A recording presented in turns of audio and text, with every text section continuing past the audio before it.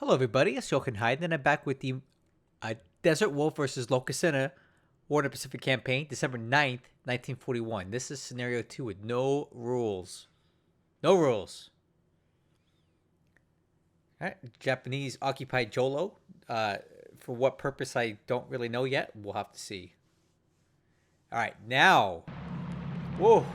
Whoa, that's loud. All right. Let me turn that down a bit. The volumes on this campaign are different than on mine. So I have to get used to that. Wow, that was loud. Anyway, okay, there's our landing at Mersing. I pointed this out in my last video that Mersing has no airfield, so I don't know what they're going to do.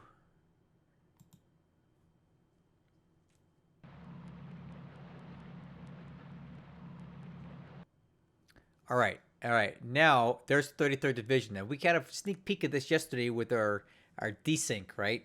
We knew these were coming ashore anyway. All right, continuing to unload at Sinkwang.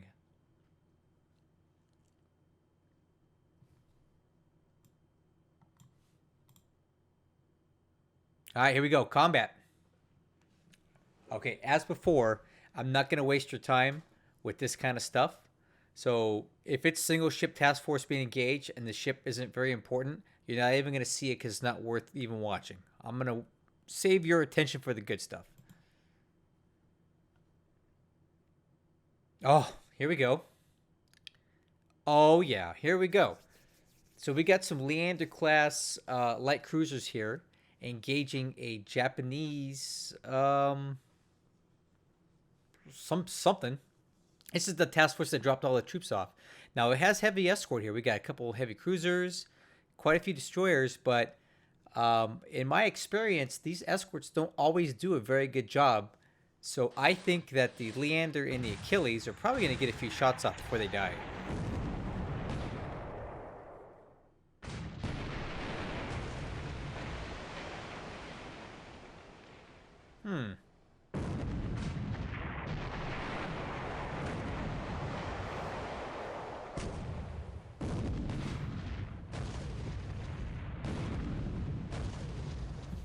Not see what I'm saying?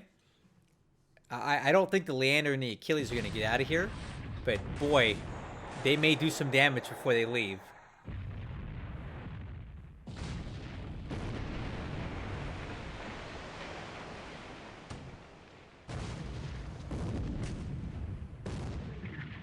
Oh, there we go.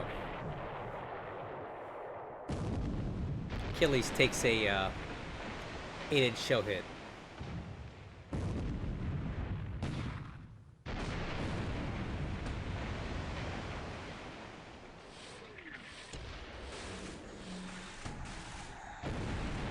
$3,000 yards. Yikes. Get out your pistols. We're going in.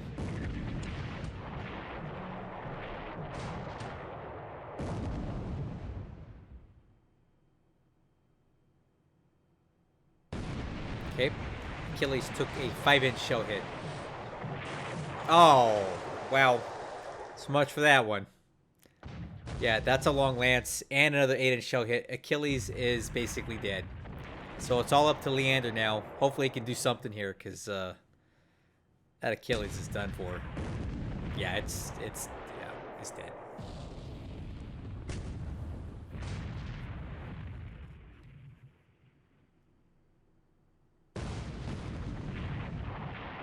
Look at this. Even the troop ship is getting a piece of this action now. Come on, man. That's just mean now. Come on.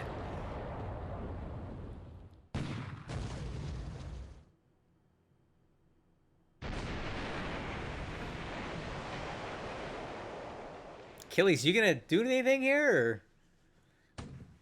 Or? Sorry, Leander. It would be nice if you would shoot your guns or something.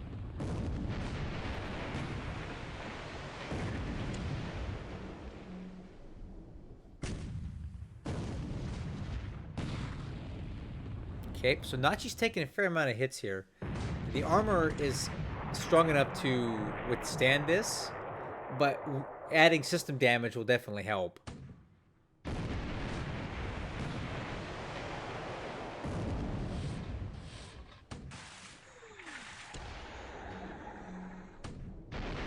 Boy, they're still shooting at the poor Achilles, man. They're just... Come on.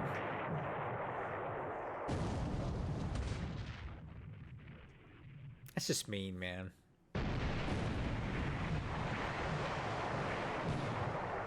They're just shooting it up with a 50 cal now. That's what that is.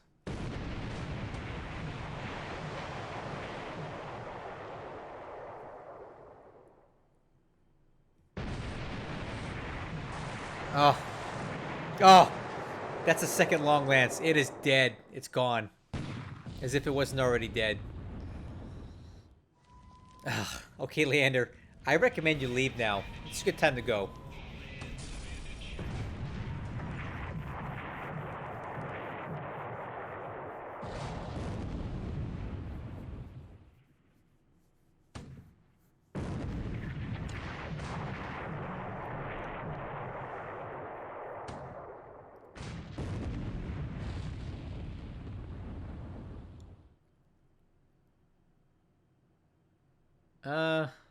Okay.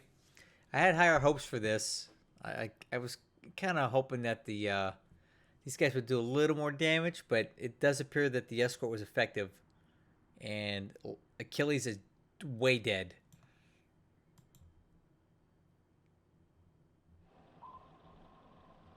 Okay, the I-10 is moving into Suva.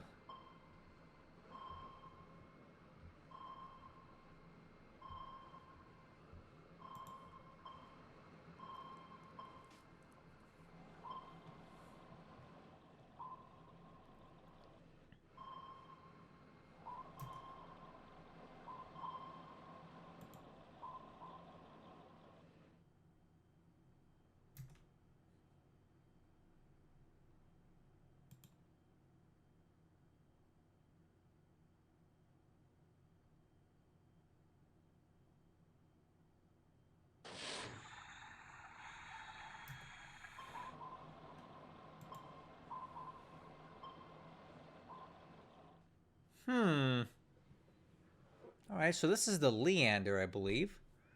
And looks like we caught up to 3 smallish Japanese destroyers on some sort of patrol. This could be interesting. Let's see how it goes.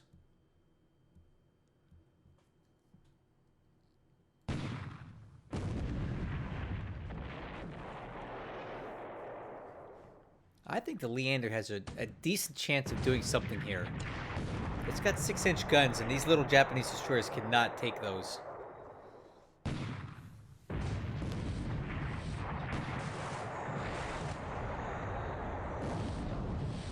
Oh man, don't eat a torp, man. That's the great equalizer here, is the... Oh. Japanese torpedoes are showstoppers.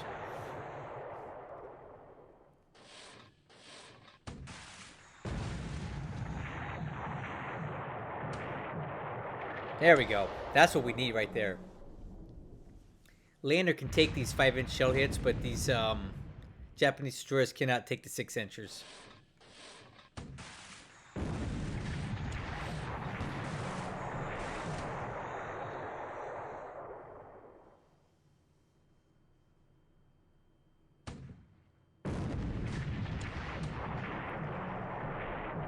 Okay.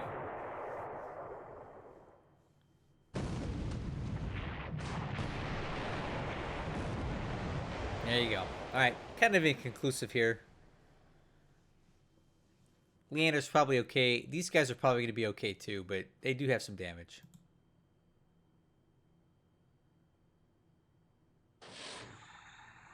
Oh no. That sucks. Ugh. I made my feelings about Japanese destroyer minesweepers known in the previous video. To me, they're priceless, because you don't really get many more of those, and they convert into really good escort ships later in the war. So every time you lose one early on, it's like, you know, that's it. Oh! That's a direct hit. So a little bit of a trade here. This Dutch sub is taking some damage here, but they probably did kill that destroyer minesweeper. Let's see how this goes. Okay, so this W-13 took a torpedo. We'll listen for sinking sounds, and we have heavy damage on the K-13. There it is. We got it. We got it.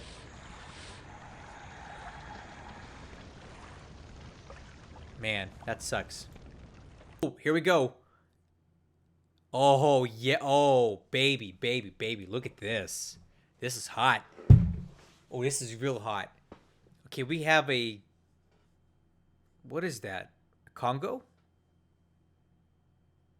No, that's Nagato, isn't it? Ooh. So 6 fleet destroyers versus 4 fleet destroyers, 2 light cruisers, and what appears to... What? Kino collides with what?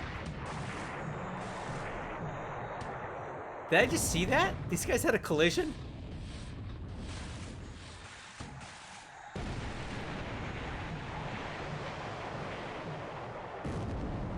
Nagato. Wow.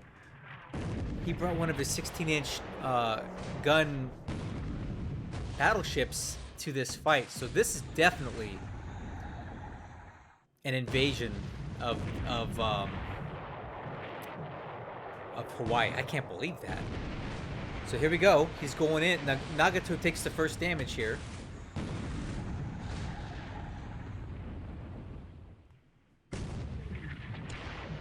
Oof.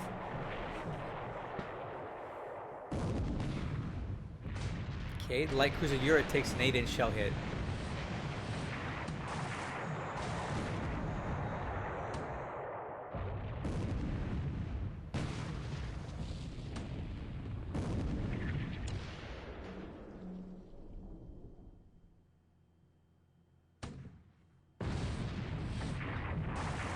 Oh!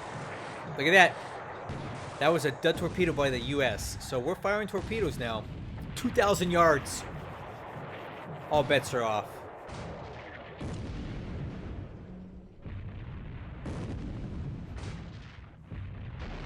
This is 2,000 yards, guys. This is about as close as you can get.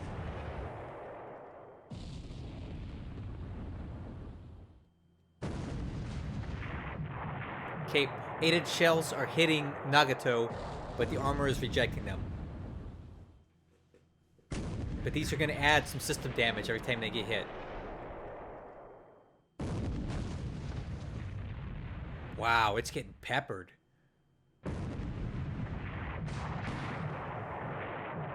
Look at that. Anti-aircraft guns are shooting at each other here.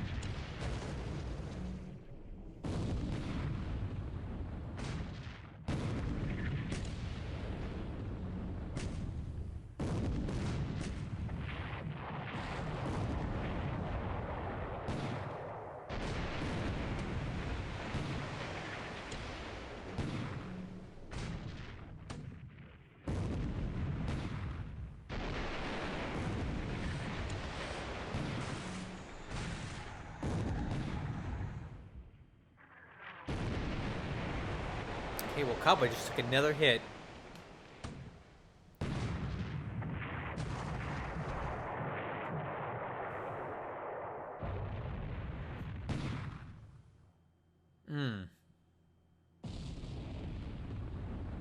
I think Wakaba's done for.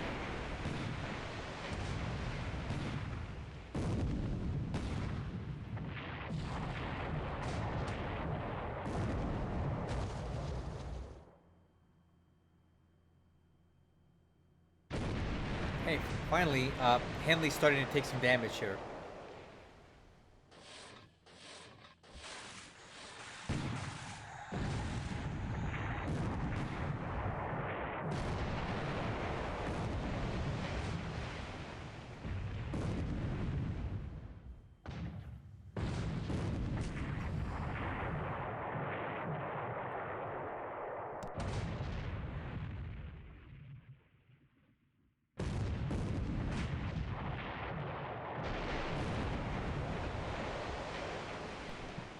Oh, there you go.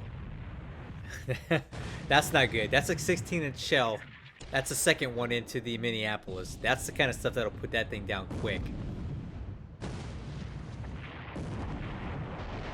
Yeah. That's probably it for the Minneapolis.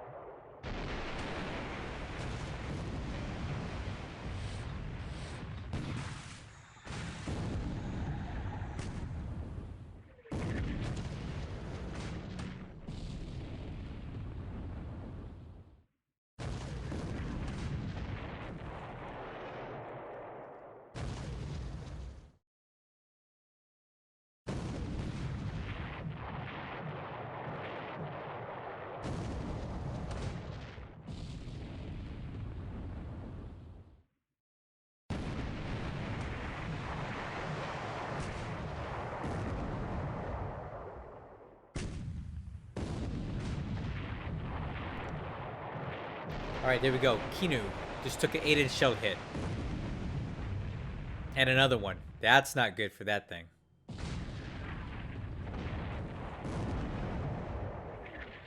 And another one.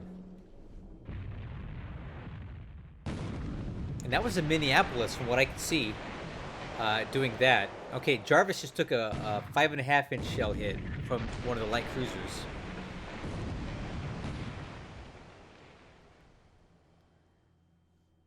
I'm giving this one to the Allies so far.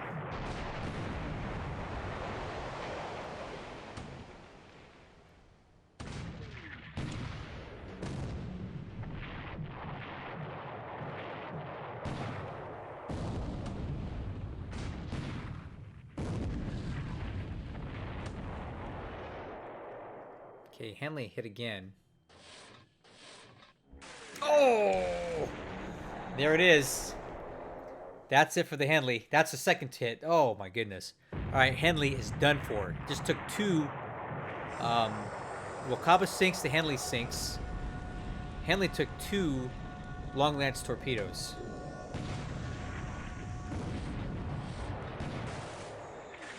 Okay, now Hatsuharu finally took some damage here.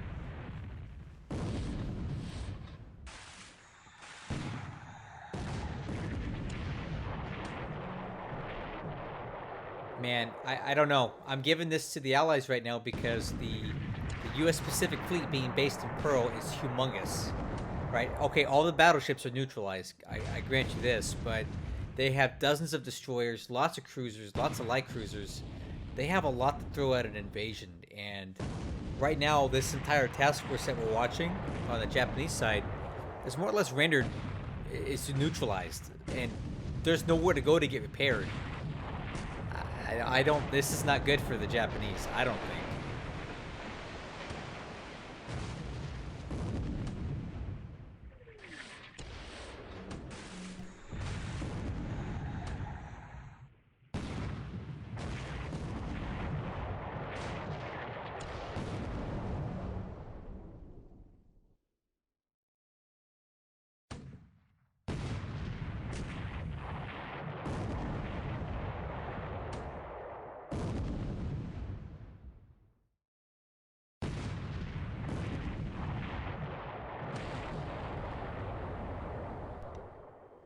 Hey, New Orleans finally takes some damage here. Kinu takes another 8-inch shell hit, and it cannot afford those.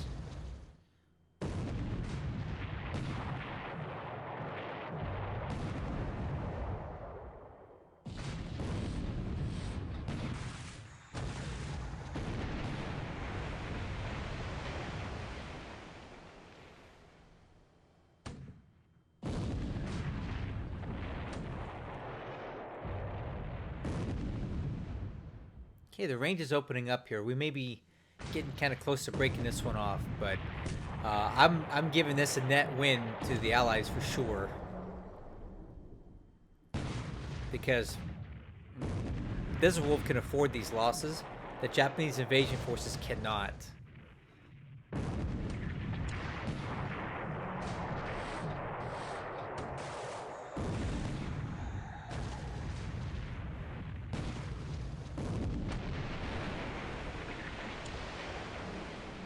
Okay, so the decision was made. There we go.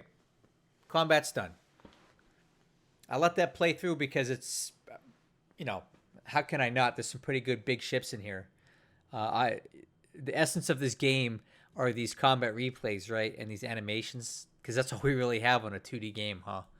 But taking a look at this, Nagato takes 8 shell hits. Those are 8-inch shell hits. I don't think it's going to be too damaged. The Kino, on the other hand, took at least 4 8-inch shell hits. That's bad. And the Wakaba's gone. Hatsuharu is heavily damaged. In trade, the Hanley takes 2, what do you call those things? Not long lance torpedoes. Jarvis, New Orleans are fine. Minneapolis, I have no idea if it's going to make it because it took several 16-inch shell hits. Let's continue. Oh, uh-oh. So this is, I believe, the Canberra and the Perth that I saw last turn kind of in this area. If you can see where my mouse is at, it's catching up to these 3 Japanese destroyers that engaged at Leander. We'll go ahead and run this quickly. My guess is that these 3 guys are dead. Let's go. Oh. Oh. Maybe we should have watched that. Looks like Perth took a torpedo hit. Yikes. So that may not make it out. These guys, who knows?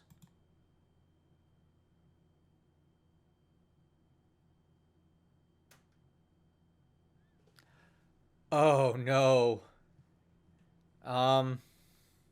Yeah, this is not good for the Japanese, and by some miracle, and I'm saying a miracle, they dodge a destroyer raid by these guys. They somehow get away. This is a huge invasion fleet, and that is not enough escort. If these destroyers had been able to engage these ships, half of them would be dead. So this is very dangerous for Loka to be going in like this. Very dangerous.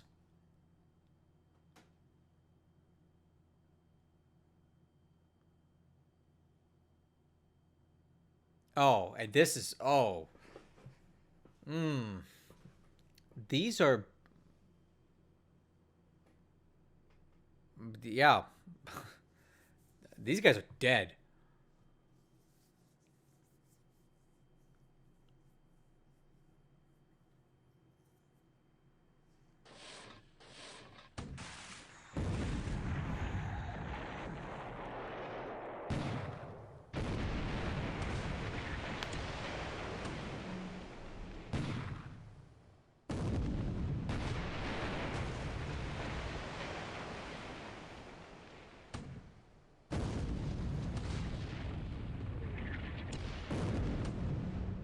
So, the Helena and the St. Louis are the same class as the Boise, which are Brooklyn class light cruisers. And I would hardly call them light cruisers because they have more armor than a lot of heavy cruisers do. These have 15 6-inch guns. It's like a machine gun. Once they start lighting up these things, it's game over. So Cummings takes a hit right off the bat, but no big deal. Here's where it's going to start getting gnarly. Yeah, once they start connecting with these 6-inch guns, it's really done. It's over. Because I don't think the Kino and the Yura have the armor to deal with that.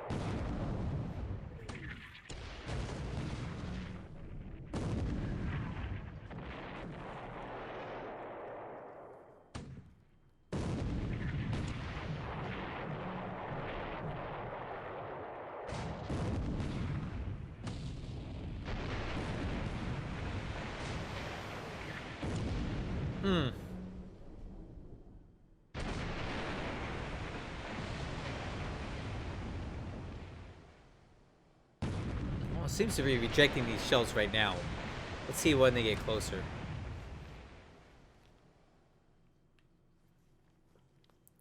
Okay, Nyohi takes a 5-inch shell hit. Hatsuharu takes another one, and it's already damaged from the previous engagements. This appears to be leftovers from the Nagato's task force. I'm assuming they broke up as an escort task force due to damage.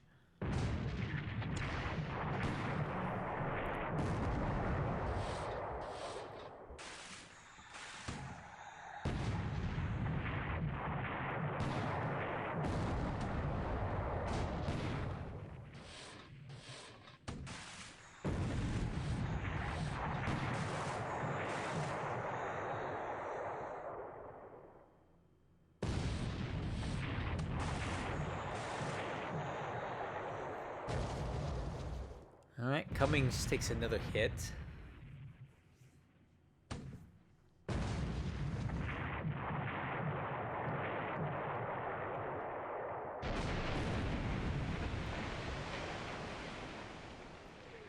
Yeah, it's gonna start getting really gnarly here.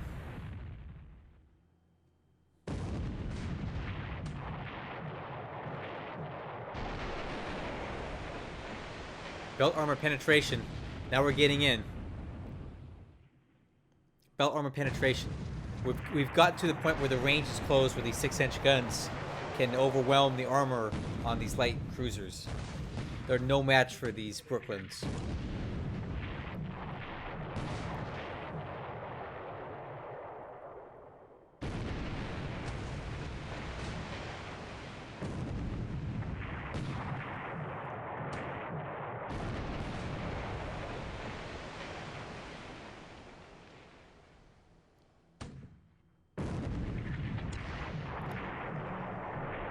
Alright, well, I think it's safe to say the Cummings is going to get tore up here, but on balance, the Japanese are in serious trouble.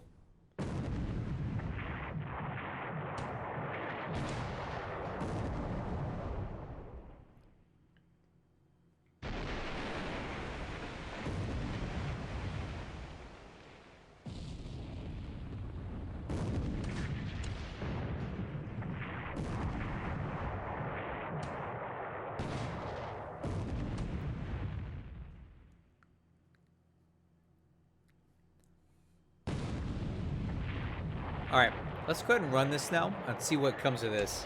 My guess is that every single one of these ships is going to be dead when this is all said and done, because these Brooklyns are just so gnarly. Let's go. What do you think? You think any of these are going to survive it? I don't think so. Let's go.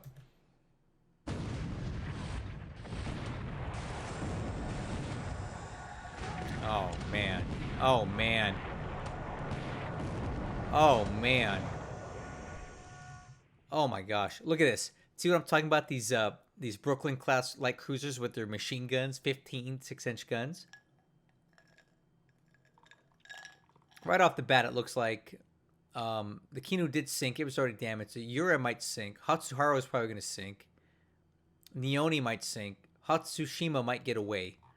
The rest of these guys, the Cummings is the only one out of these ships that may not make it. That's not good for Loka.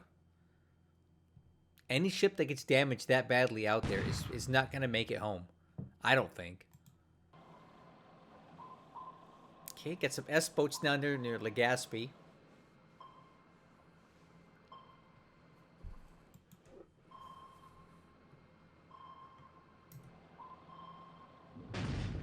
Ooh. S-39 takes 9 hits near Legazpi. Oh, the Langley. Guys, I think it might actually get away. These guys can't have any ammo left, can they? Come on, Langley, I'm rooting for you. Let's see. Is it going to make it? Probably not, but let's see what happens. Come on, Langley. I'm rooting for you. I've never seen one survive a campaign yet. And I'm not going to. There it goes. Rest in peace, Langley. At least you made it out of Manila. They normally don't. You get pretty far.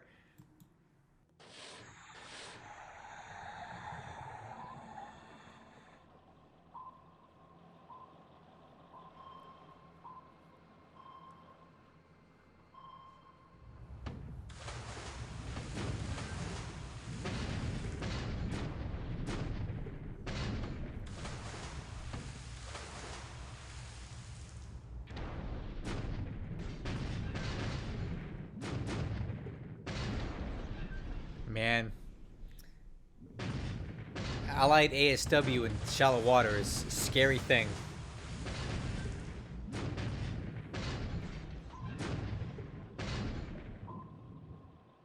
Two hits, probably going to be okay. Oh, oh ho ho! Look at this. The repulse. Looks like somebody came out to play here. From Batavia. That's where we saw it last turn. Now it's already over here.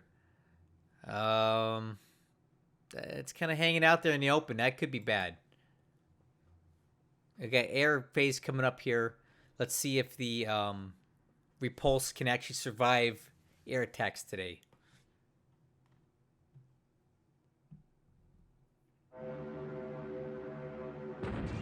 Okay, we're starting off with some sweeps.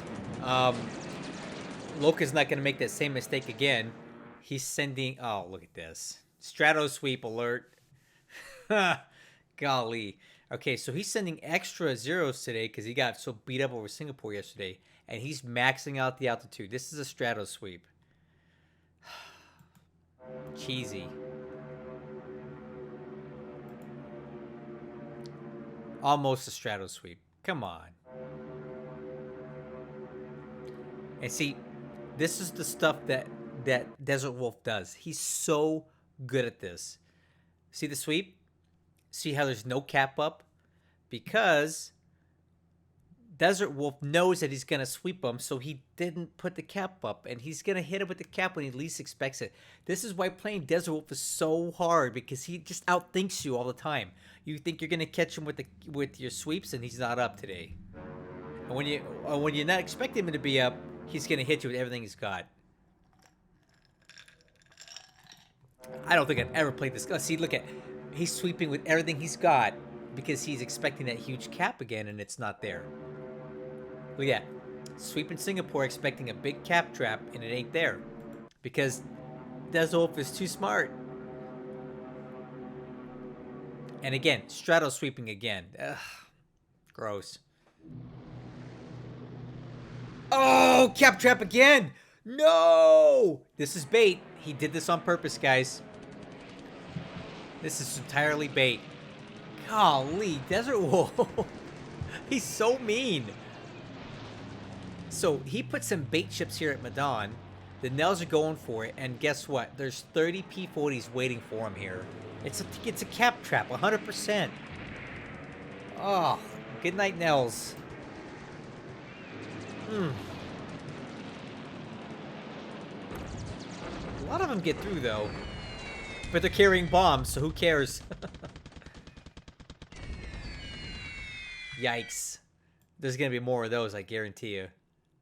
18,000 feet. Are you kidding me? Why? 18,000 feet.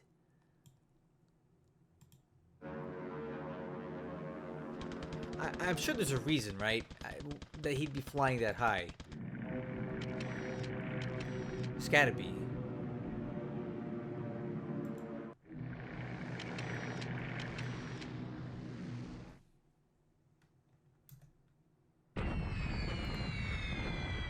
Here we go again.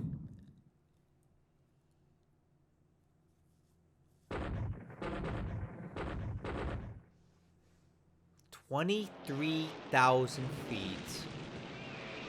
Alright, let's see how this goes. Oh.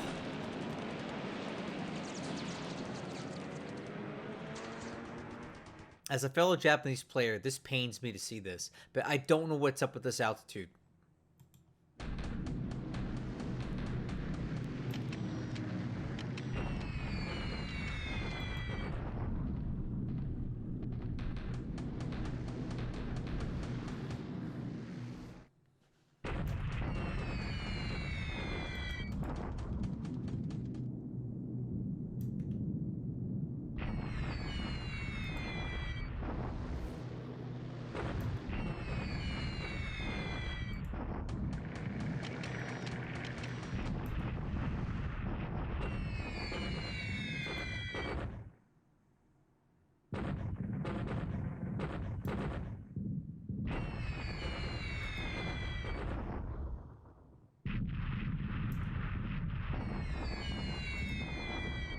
Oh no. No. Oh, not again. Ugh. What kind of attack is this? Why is he bombing Medan? He got lucky that the cap trap didn't catch up to him here. I just don't know why he's hitting Medan already.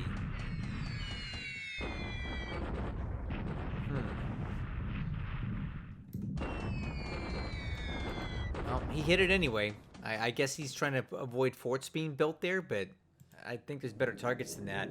Oh, no. Oh, this is bad. Oh.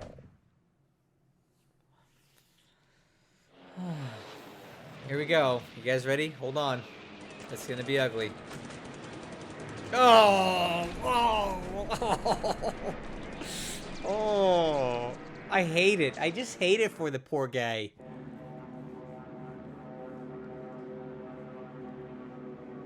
Like, how did Desert Wolf know he was gonna attack Medan of all places? Like, what's the chance of that? How do you even... It's so random. That's... Oh my gosh. It's unbelievable. How does he know?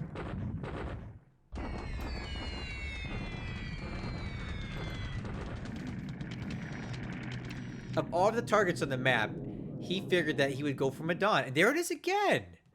How? I don't get it.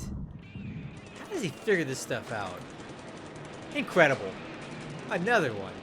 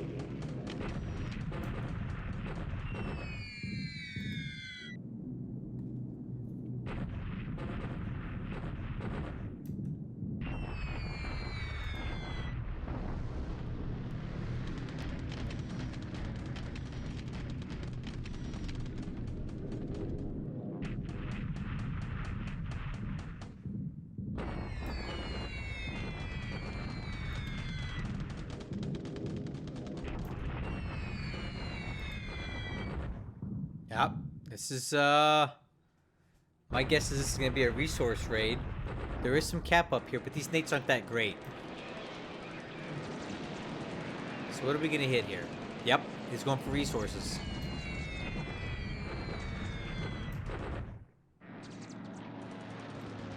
Didn't really hit any this time. But that's what he was going for.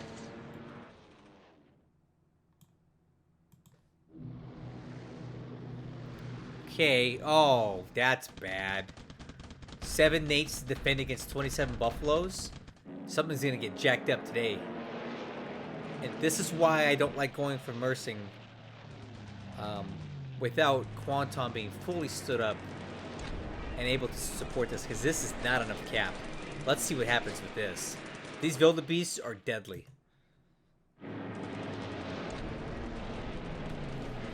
So all the wildebeests get through, and these are the ones that do the damage here. There you go.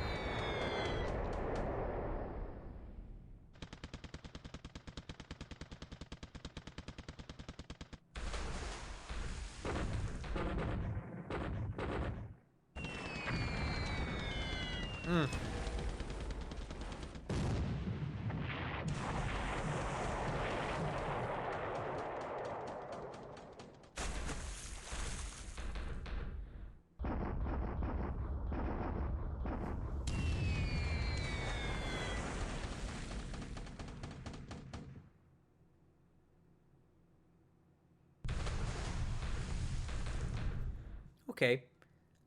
It could have been worse for the Japanese. A couple ships took some hits, but nothing horrible. I thought it would be a little worse. Wait, there's more. And now you know where his cap went. The Buffaloes were not capping because they're escorting today. because he knew there would be a immersing raid.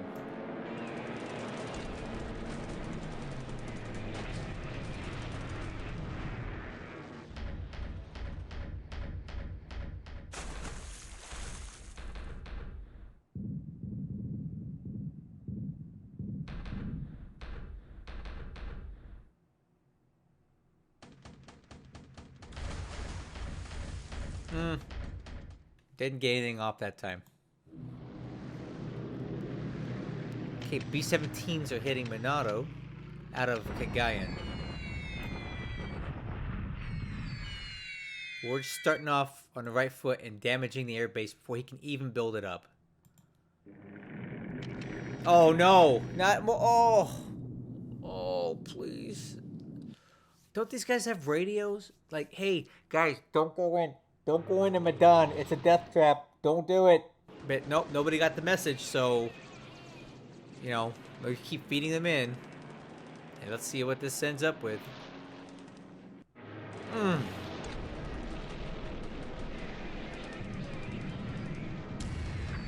And they're carrying bombs. All those deaths for bombs.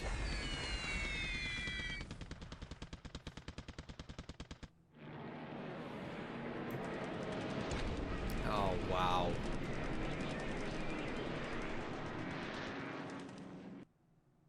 "10,000 feet naval bombing." I don't understand it. And look at this. I think Desert Wolf put the Mauritius here on purpose just to serve as bait.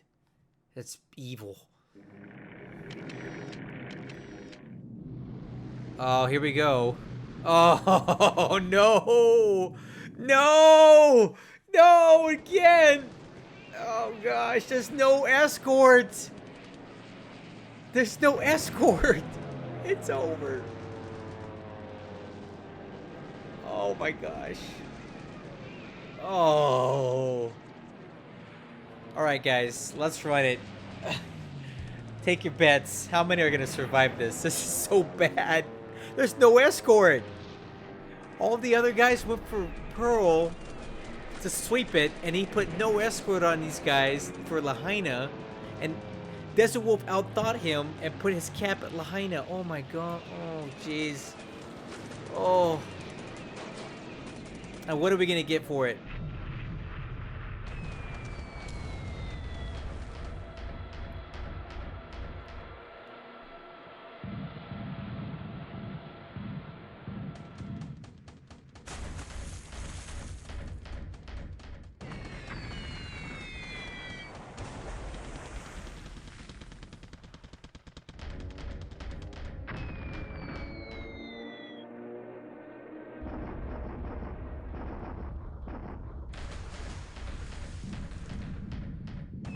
All right, let's go ahead and run this. I want to see the tally here.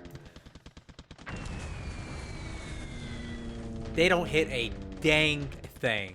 They hit nothing. They hit absolutely nothing, and they lose so many.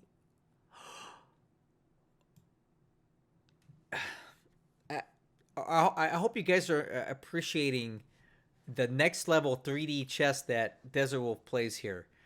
Okay, so let's go over this real quick. Loka thought he was going to be capping Pearl again, so he sent all of his fighters to sweep Pearl. But Desert Wolf figured he would do that, so he took all of his aircraft that moved him to Lahaina and flew cap here and put a bunch of ships out as bait. So Loka went for a port strike or a naval strike on Lahaina with no escort because the escort was used for sweeping. I can't even figure this. I don't even get it. Like I would never figure this out. I would not last. Oh, and there's cap here too. Hey, this one's actually escorted though, so we should be okay here. Yeah, all right. So this should be the repulse.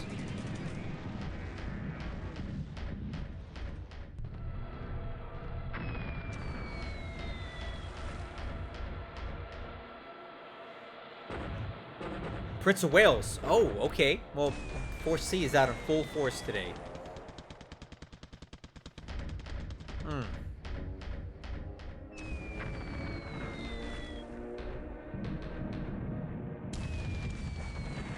That ain't gonna do nothing to it. That is bounce off.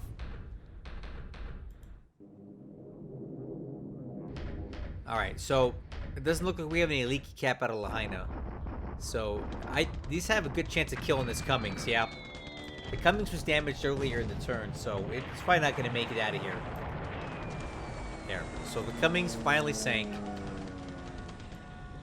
But worth it.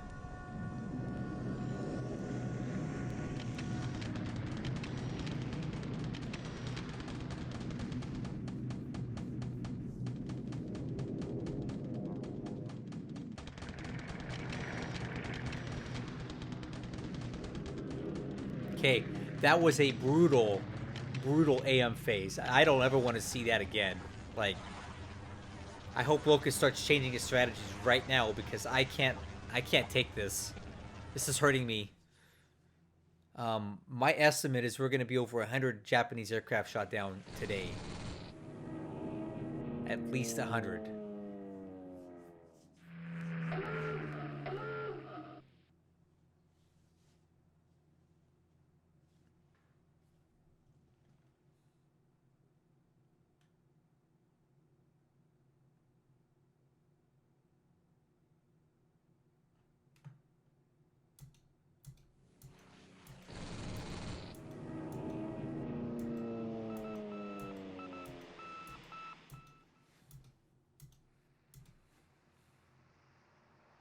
Okay, let's hope for a PM phase that isn't so brutal to the Japanese, because I can't handle that again. Okay, an absolutely worthless strike on Clark today. This moderate rain, but the altitude that he's bombing at is too high. It's way too high. In my opinion, in my inexperienced opinion, 18,000 feet is not going to hit anything. You know, I'm trying to be respectful because Loka's been playing this game a lot longer than me, and he knows more than I do. But I know that you're not going to hit crap at these altitudes. And there you go. We're bombing from 15,000 feet at extended range, and we get nothing.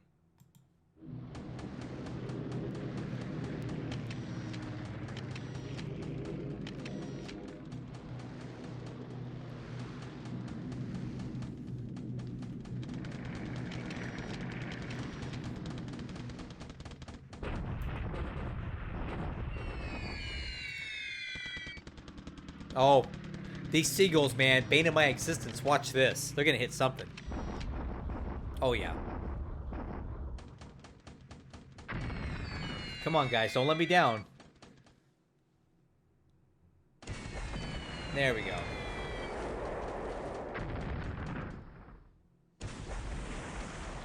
These seagulls never miss, man. They always hit something. And this one had troops on it. My guess is this is a raid coming into the Vow. And it just ate a bomb. Okay, here we go. Going in for another wildebeest raid. Again, escorted by buffaloes. Let's see what they can do. Flak is being a bit more effective today. Okay, 15 wildebeests get through. Let's see what they can do.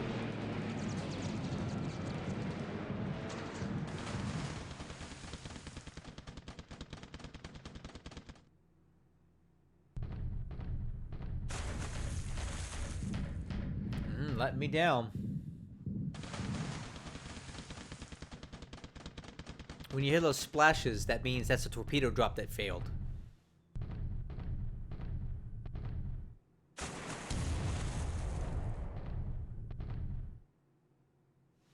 Okay, unsuccessful raid on Mersing.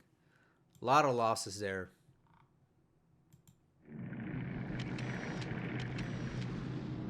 Okay, Betty raid, and I'm assuming these are coming out of Bangkok. Okay, do you see this? These are carrying bombs, and the reason they're carrying bombs is because these guys appear to be coming out of Bangkok, and there's no air HQ in Bangkok, so that means there's nothing to supply torpedoes. This is a problem the Japanese have in the first few turns. They have more places to launch their torpedo bombers from than they have air HQs to supply the torpedoes.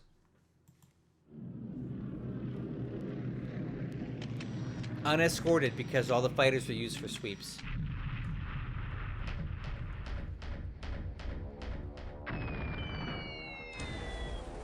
Okay, there you go. A little damage on the Honolulu.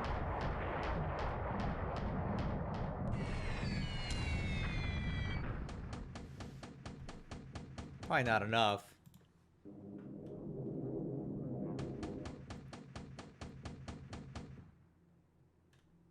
Okay, another raid over here. Notice how it's curiously devoid of Kate torpedo bombers? That's because they were all basically killed over Singapore yesterday.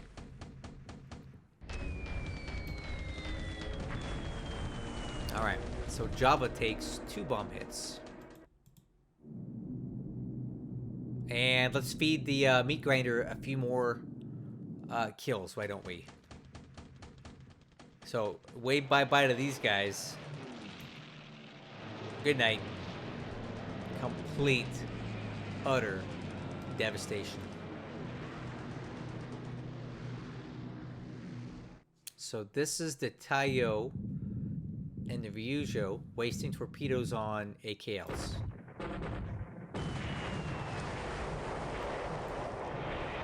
That's a lot of wasted torpedoes for AKLs.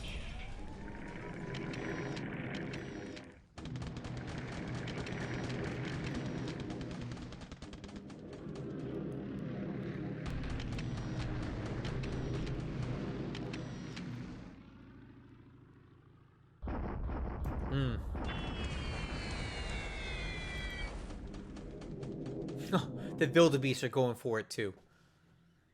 Out of the vow. Oh man, come on, man. That's gonna have troops on it. Yep. That's your devour raid right there. Get devoured. Get it? Okay, another painful PM phase. Not as bad as AM phase. And here we go. Looks like we're going for some sort of paratrooper attack on Tungu.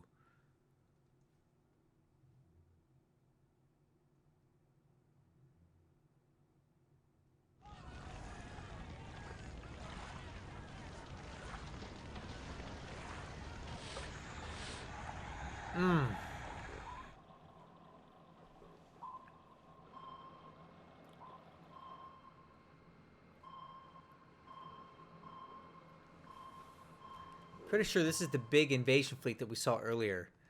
I don't know how he's intending to get that in now with the losses he's taken today.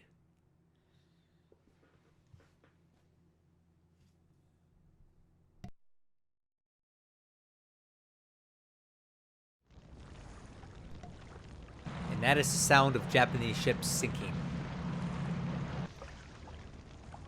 Okay, alright. Looks like we're landing more stuff here. This looks like 2nd Division to me. So that's 2 divisions coming ashore at Mersing now. 2 divisions.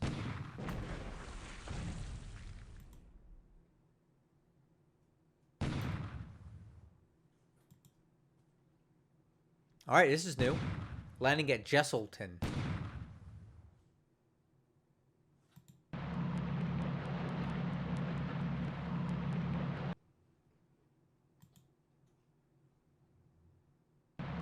And Balabac. And Rabal, finally. I was wondering when he was going to come in there. Alright, so we're going for a turn 2 landing on Rabal. That's not too bad. I like to do it on turn 1, but turn 2 works. And here we go. The Guards Mixed Brigade.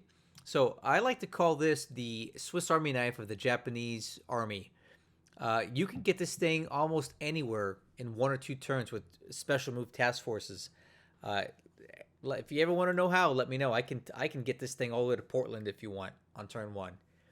So Guards Mixed Brigade, almost 300 AV landing at Rabal, more than enough to do it in.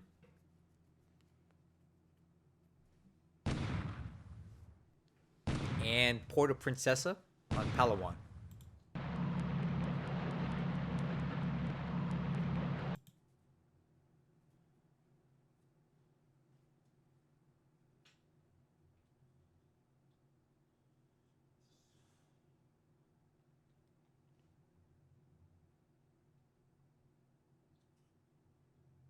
Okay, let's go for land combat. See what we get here. Okay, Numea. My guess is that he'll take it today. Because there's no forts left. So let's run it. Let's see what we get. Yeah, I don't even need to run it. He's got it.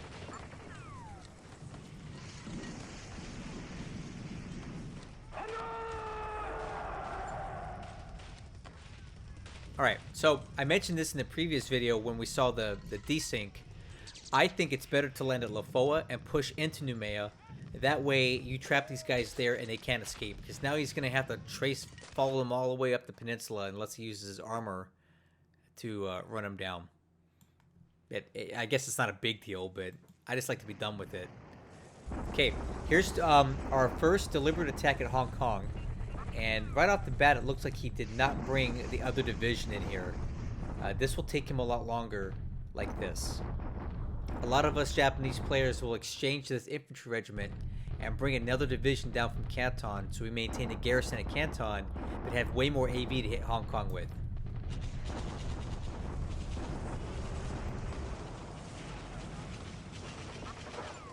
Yeah, so you see what I mean? Like, that's not good. This is why we bring the other division, because that's a lot of disablements. That's over a fifth of his AV right there. That's yikes. Okay. 4th Tank Regiment doing a shock attack at Sedate.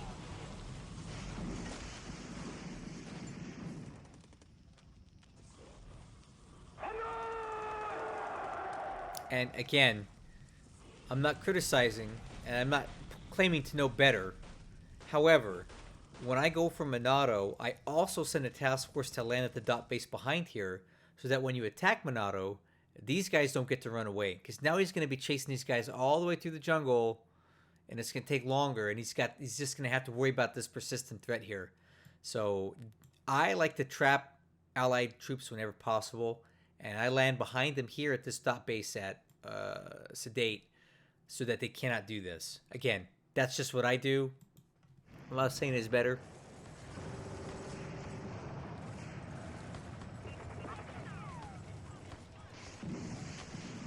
Okay, we got a recon regiment making a shock attack here at Kwanton. I actually kind of like this move. This is smart, because normally this jungle road up here takes a long time, but if you've got armor, it goes a bit faster. So this was a smart choice, I think, for Loka to send this armor regiment to do this kind of thing. It gets you to Timalo quicker. Okay, shock attack here. Let's see how this goes.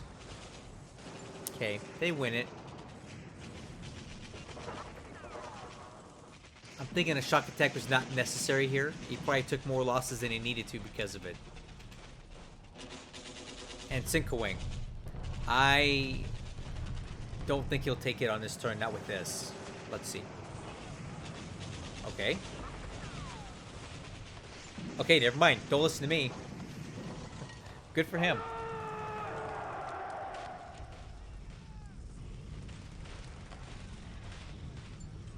I honestly didn't think he would take it with that. That's impressive. I had way more trouble taking it with more troops than that. That's good. Okay, Ocean Island. This is easy.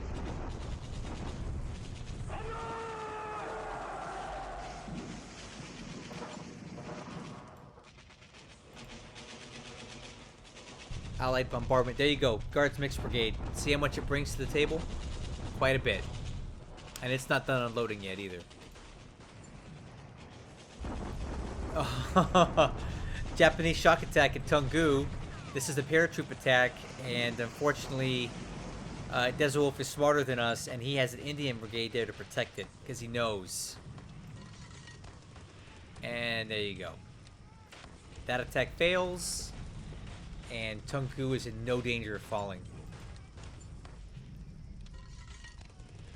What a brutal, brutal turn. Loka is getting a taste of the Desert Wolf special in the air and at sea. Even on the ground. This is going to be a tough campaign for him. Okay guys, we're back. And unfortunately, if you saw the replay, you saw that we had another desync. That's 2 in a row. It's getting to be a bit much. So Desert Wolf and I are going to go back and see if we can figure out what's going on. However, we do have the accurate combat report, so I can tell you more or less where the turn deviated from the replay. Again, I apologize, but there's nothing I can really do about it right now. But most of the stuff is still good. So with a couple key, critical, terminally bad exceptions. So let's go ahead and take a look at the numbers first. Look, my heart. So for the most part, these numbers are accurate. So the Japanese lost 100 and almost 150 aircraft today for 20 Allied losses. This is insane. I don't think I have ever seen a normal non-variance or non-crazy modded game this early in the campaign. We're talking the third turn with losses like this. This is awful. Okay, you can see Kido Butai is basically completely gutted. I don't even know how it has any bombers left. So the Japanese have lost upwards of 280 some odd aircraft loss points here in 3 days. Allies are at 1/3. This number should be flipped around. So this is really bad. Let me show you this too, top pilots. Guys, we already have 2 aces on day 3. Right here. And these guys are at Pearl, and these guys are probably over at Medan. Yeah, well, look at this. This is insane. He's making super soldiers out of these guys. All right, back to the intel report. Ship sunk last turn, and this is where you're going to see a big deviation. Look at this. Last turn, you ready? The Allies lost the Minneapolis, but the Achilles, which we saw in our replay. But look at this. There's a lot of Japanese ships here. Let's look at Japanese ships lost. We did not see nearly as many of these in the replay as what we actually got. And I'll show you why here in a minute. This is not good. Okay. Allied ship sunk. I guess I should show you that. Last turn. A fair amount of destroyers were lost, but definitely worth the trade. The Minneapolis was lost, and you saw the Achilles as well. And then a bunch of trashy ships out there in the Dutch East Indies and near Hong Kong, but that's really a non-issue here. Look at this. Japanese Army lost points. That is a substantial amount of lost points for day 3. And again, I'll show you why. So, we'll just start at Pearl here, where the situation is grim for the Japanese, to say the least. We still have these guys out here, which I don't know what they're doing. They're moving northwest. I'm thinking this might be the Nagato retreating, because it was damaged. A single heavy cruiser here. Some miscellaneous escort ships there. A single APD here. And then what's left of Kido Butai and its air wing, which is not looking too healthy. So the combat replay went fine until about this point. Let me show it to you. Let's take a look at combat reporter on the screen. This is kind of where everything fell apart with the replay. Under naval engagements, we had this little thing here. So you remember in our version of the game, this large invasion task force basically rejected combat and turned around, right? But in the actual game, this thing got intercepted, okay? Now watch this. You ready? Initial losses here, but there was more engagements. Okay, that's when... Alright, those guys, that's fine. What else we got here? Okay, that's not it. Let me find it. Here we go. Nope, that's Nagato. Or is it? Maybe it's Pearl Harbor surface? Oh, yes. Okay, so that first task force that got rejected, right? Well, the St. Louis and the Helena caught up to it, and look what it did to it. It absolutely shredded this thing. Look at these losses, guys. that is bad. Okay, that's a large force. So now we scroll down, we see that it didn't get away and it got engaged again. And basically every single ship in that task force got sunk, leading to even more casualties for the Japanese. So I talked this over with Desert Wolf, and his opinion is there is more than likely an air HQ, the 65th Brigade, and some engineer units that were lost here. So that's the entire 65th Brigade, an entire air HQ, and a bunch of engineer units all killed at sea. Now, we didn't see that in our game, but that's what actually happened. Let's take a look back at the situation on the map. That was basically an entire invasion force completely destroyed at sea. This whole Japanese operation here is done for. It's over. It's finished. I don't know how you pull off a Hawaii invasion with no house rules, because Desert Wolf can make all these tiny little task forces, right? He could even go one ship deep if he wanted to. Look at this or even if he's not, 2 to 3 ship task forces, you'll just wear down the escort ships coming in. There's no way that I can see that you can land this with this rule set. And then on top of that, Kidobutai is badly hurt. It's lost 150 bombers, something like that, in 2 turns. There's hardly any bombers left here. These numbers are probably not accurate. So he can no longer even defend himself. If Desert Wolf chose to come out and just like bum rush Kidobutai right now, he could very easily break through and probably damage something. So this is a precarious situation for the Japanese. They just lost an entire invasion task force. A battleship was sunk. Multiple destroyers and light cruisers were sunk. And on top of that, we got a lot of submarines that are going to go straight for Kidobutai right now. So it's now at sub risk, surface risk, every kind of risk, and it's lost most of its striking power. So this whole Hawaii thing is a complete and utter failure. And I'm not saying that Loka's bad. I'm just saying that Desert Wolf is too good to be pulling something like this off against him. So again, there were some losses for the Allies, but they can afford all of these. So let's take a look at what's actually still functioning here. We got these guys that are fine. That destroyer is okay. The Reed took a little bit of damage, not much. And by the way, these are Brooklyn class light cruisers, which are deadly, as you saw in the replay. The St. Louis took a fair amount of damage from surface engagement, but it is still intact. So that can probably get back to Pearl okay. And then we have numerous other ships ready to go that aren't even engaged yet. This is so bad for the Japanese. I've been talking about this for a while, but I would say of all the things that happened in the desync, this was probably the most impactful. The complete destruction of this invasion task force, the complete gutting of the air wing of Kidobutai, and all these surface ships that were damaged or lost out here. It's all for nothing now. Like, this invasion has been repulsed. I don't know if Loka has more ships on the way. He might. I don't know. But at this rate, he's in trouble. So we'll see how this goes on turn 4. But I think at this point, his only goal should be extracting his ships out of here and giving up on this entirely, because I don't see how you can press forward after today's losses.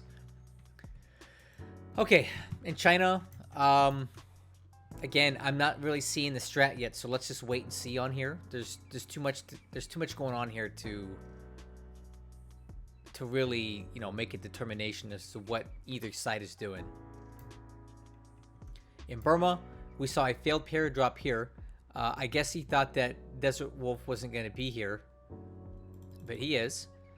So Lokasenna went for a paradrop on Tungu, hoping to do something here, and he just got, just outdone. These guys here have enough AV to repulse that. And then here we go. We have this base force that is off of Victoria Point, now sitting in Chumpon, which is blocking the rail line from Bangkok down. This is kind of a rookie move to not cover this as the Japanese. I land troops here on turn 1 and move into Victoria Point to deny them cutting this rail line here because I need it early in the campaign. And if you look here, you can see that Desert Wolf is moving again to do the same over here. All right, so we saw a lot of naval attacks at Mersing. They didn't do much, but they were well escorted despite that. And we can see that Loka's got a lot of fighters in Quantum, but for whatever reason, they weren't really configured to escort these guys. Okay. But he's got at least 2 divisions landed here, and some engineers and an aviation headquarters, which has no airfield to operate from. But he'll take Mersing pretty easily next turn. Now, where did all the fighters go? Well, part of them went on escort duty, and a lot of them went up here to this beautifully engineered cap trap. I mean, this thing is incredible. So we have basically 2 P-40 fighter squadrons that are here. These guys have 30 kills. These guys have 35 kills. Wow. Insane. And what he did here was 2 things. Once he properly predicted that Loka was going to try to ground bomb Medan. And he also put a little bait here for him. So he put the Mauritius out here, just sitting here on purpose, guys, for the sole purpose of attracting bombers to it. And I don't think Loka was prepared for that. So he sent a bunch of unescorted bombers at Medan, and they all got shredded. I think at least half the kills from this turn came from here. This was incredible. And Loka's got to be careful. Now he knows that this is what Desert Wolf does. He's got these tricks. Again, I'm not saying they're cheating tricks. They're just tricks. And he paid dearly for that. All right. We also see here, we have the Prince of Wales and the Repulse. Unfortunately, it looks like they took a fair amount of pounding